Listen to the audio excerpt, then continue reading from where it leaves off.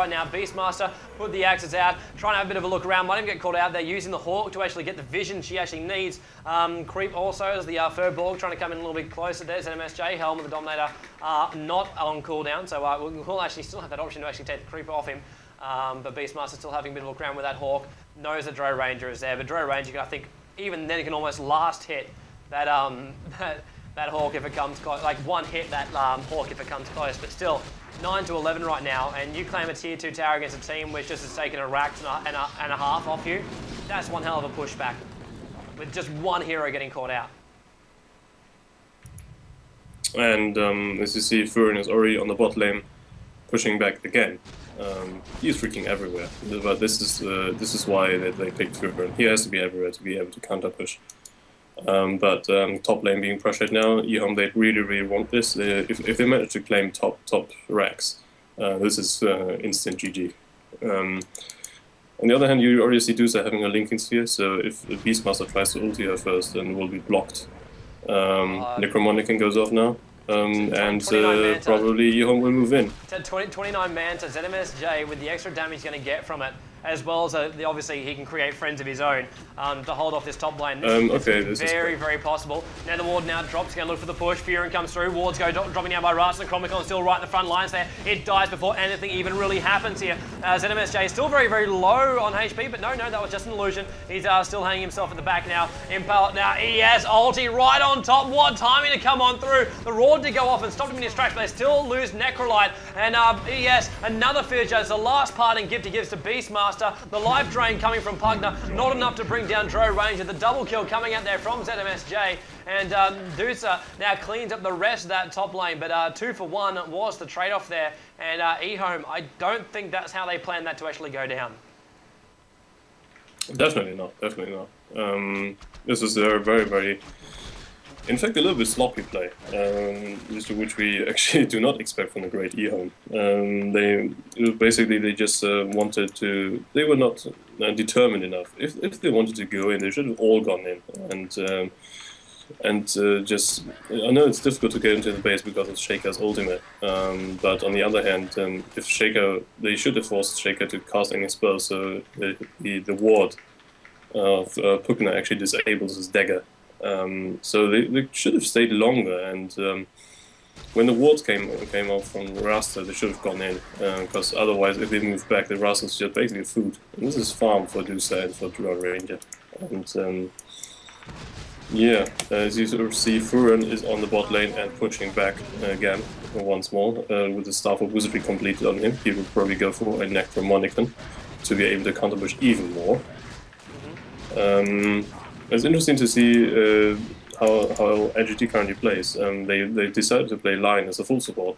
This is why he doesn't have a dagger yet.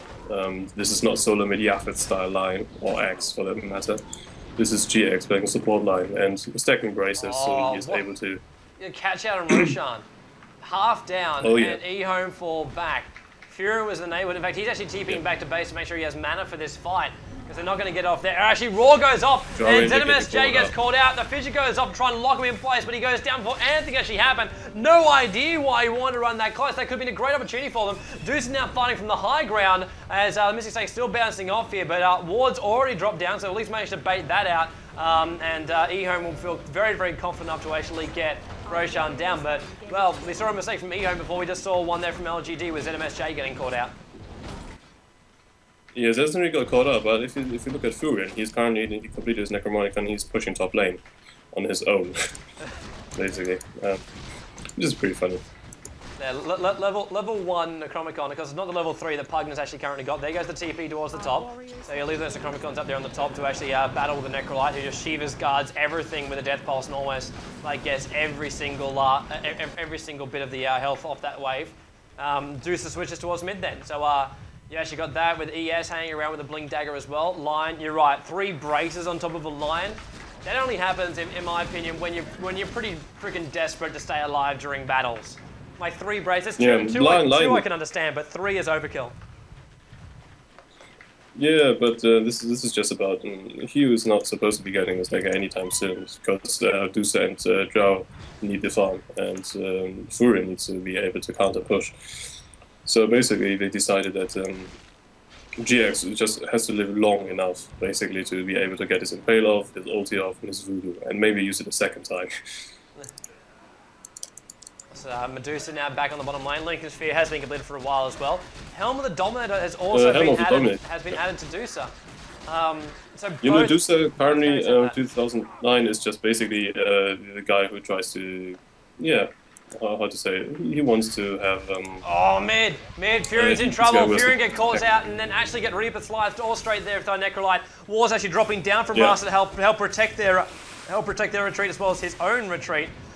Fearful of Drow Rangers, ZMSJ actually making a push here as Shen is actually going to do his own sort of intimidation coming in from the neutral from the side, but wards have gone down, so Rasta won't actually have those, and he even popped off his BKB to try and live through that, and the fact that Rasta actually has a BKB is slightly hilarious in itself.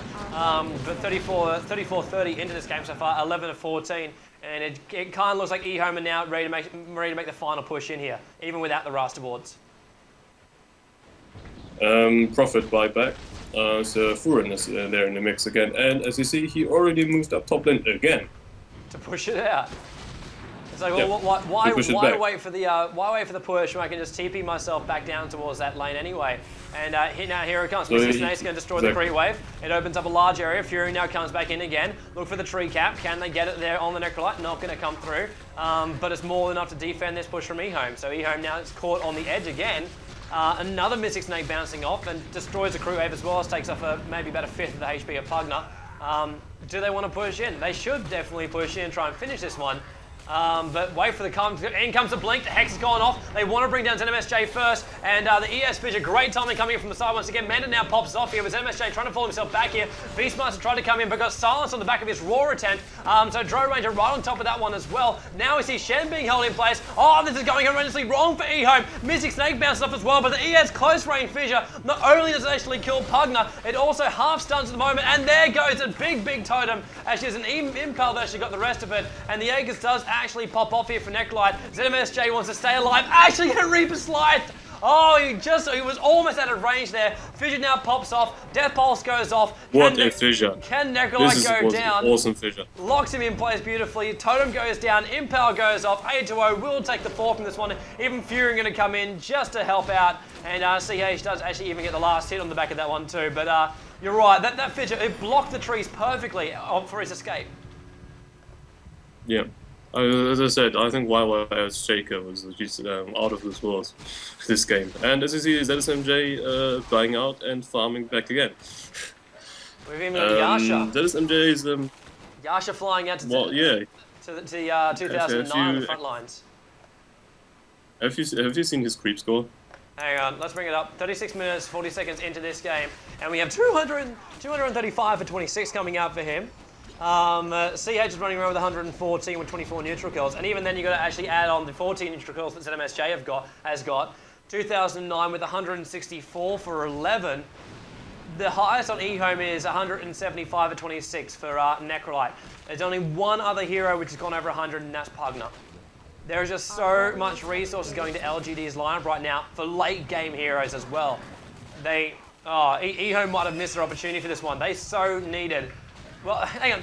They already got a Rax and a half. I can't even say they missed an opportunity on the push by just finishing them off. Our allies and even then, the bottom Rax is actually being pushed in right now with the top being pressured here by Furion. TP is going down towards the bottom lane to make sure they don't lose that range Rax, which they're in a little bit of threat of actually doing so. But the Manta style will actually take off a lot of it. In fact, even Trenet's being produced here as well by Furion just to make sure they don't lose that range Rax and it doesn't become a full Rax down there on the bottom. Because then you just know Ehome are going to risk everything to basically make it mega creeps and take out that top Rax. If that happens, generally, I don't know about you Slash, but coming back from that, like a triple Rax down with mega creeps, it is so freaking hard. No, yeah, I've rarely seen that happen. And if I saw it happen, it probably happened in up games most of the time. Yeah. As you see, this is an absolutely outstanding play from CH, being able to move around the map all the time. He's Furion. Normally people do think that Furion does not need a TP, since his TP Squirrel's cooldown is actually higher than his own teleport skill.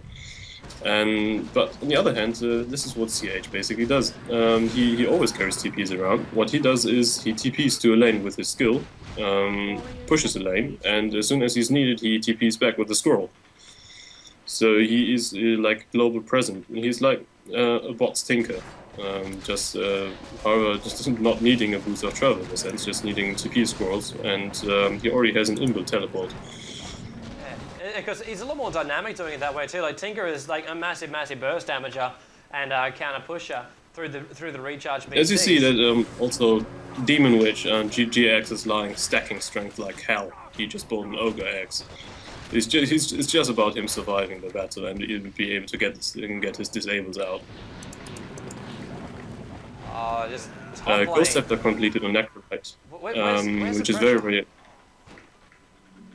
I'm really waiting for Ehome to actually try and push this in, like, but the entire Sentinel started waiting there. It's like a freaking Mexican standoff up here on the top, and even Furion is actually not even moving at the moment, and just pushes them back. It's like Ehome have no opportunity to actually push through.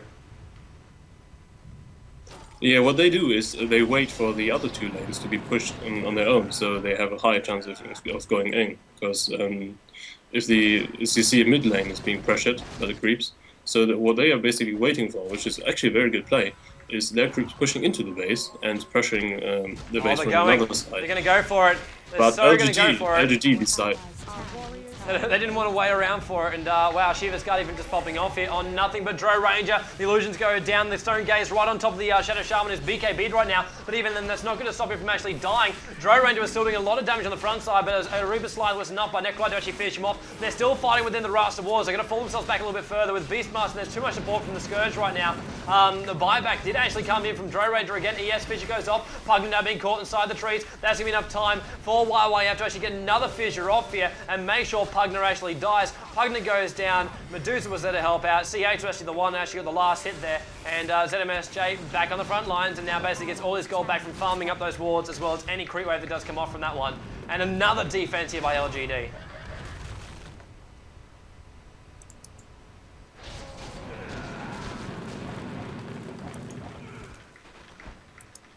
And we see the bottom now being pushed back out by Necrolyte. Necrolyte, of course, just bailing out that so freaking fast. Did not want to be involved in that one, but two heroes from the Scourge going down. There wasn't a buyback during that one from the Scourge, was it? It was only just the Sentinel, I think. Yeah, it was just Draw Ranger. Yeah. I think he bought back from every single death then now. Yeah, just try and keep yourself alive as much as possible, and then just basically bank on yourself being able to farm up the lanes being in them for all the last hits. With the amount of damage that's actually pumped out, it's easy.